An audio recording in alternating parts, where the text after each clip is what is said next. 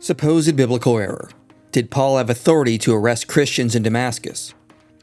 Acts 9 says, "But Saul, still breathing threats and murder against the disciples of the Lord, went to the high priest and asked him for letters to the synagogues at Damascus, so that if he found any belonging to the way, men or women, he might bring them bound to Jerusalem."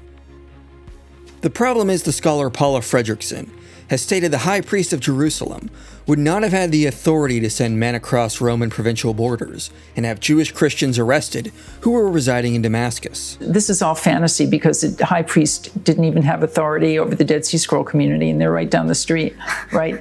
He's deputizing Paul to go all the way to Damascus to crash heads and drag Christians back to Jerusalem for I don't know what end.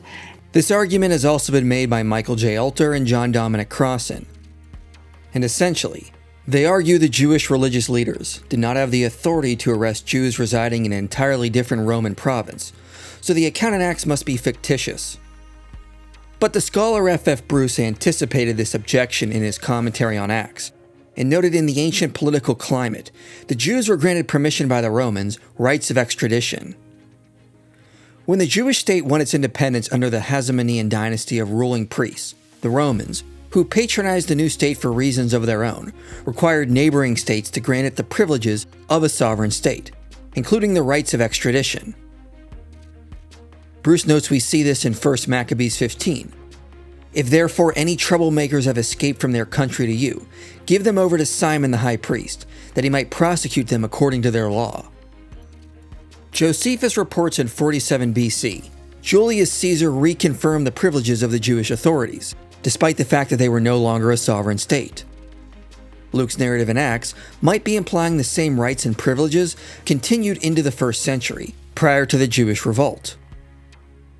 So we do see evidence the Jewish authorities would seek to extradite Jews residing in neighboring states back to Judea to face punishment. But some might attempt to argue the Jews would have lost this privilege once they were directly ruled by Roman governors. Well, there are no texts which state this is the case, but even if we grant this, it really doesn't threaten the reliability of Acts. First, the Jewish authorities often attempted to exert their own power and agenda, despite being under Roman rule. Josephus reported the Jewish authorities took advantage of the death of the governor Festus. Before the new governor could arrive, they had St. James killed.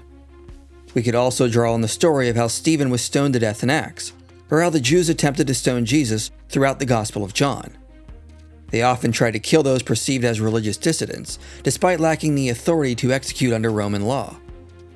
If the Jewish leaders thought they could exert their own power in other ways, like arresting Christians in and around Damascus, there was no reason to doubt they would have tried. This can be comparable to modern communities of immigrants living in the West.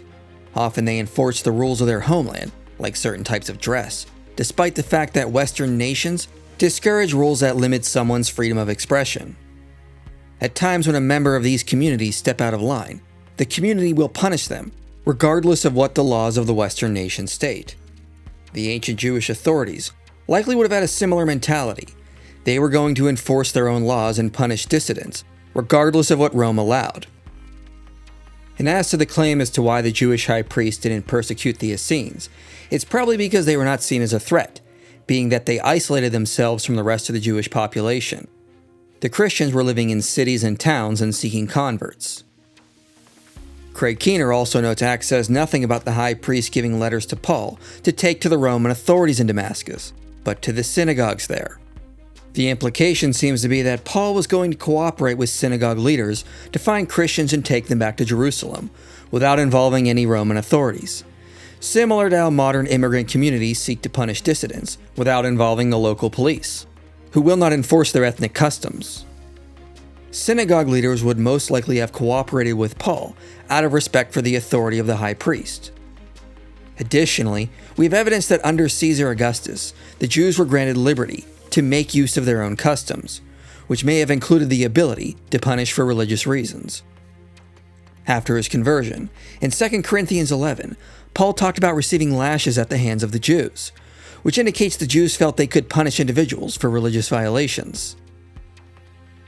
This all seems to indicate the Jewish authorities likely felt they could exert their power over Jews residing abroad. The Romans seem to have allowed the Jews to practice their religious customs, which included punishing religious offenders. As Craig Keener says, just as Alexandrian Jews had an ethnarch and Nabateans in Damascus had an ethnarch, Damascene Jews would possess a measure of autonomy.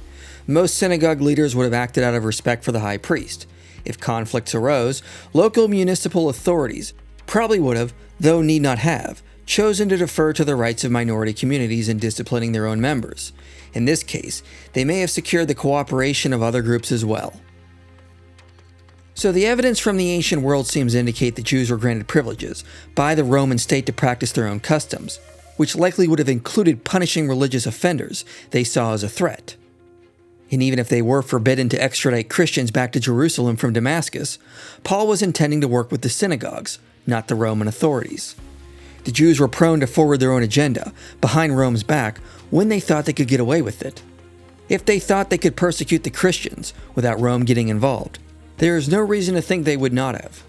Thus, what we read in Acts 9 fits well with the cultural context and is likely historical. So despite what skeptics have asserted, there is no reason to think Luke made an historical blunder. Thus, this supposed error can be resolved.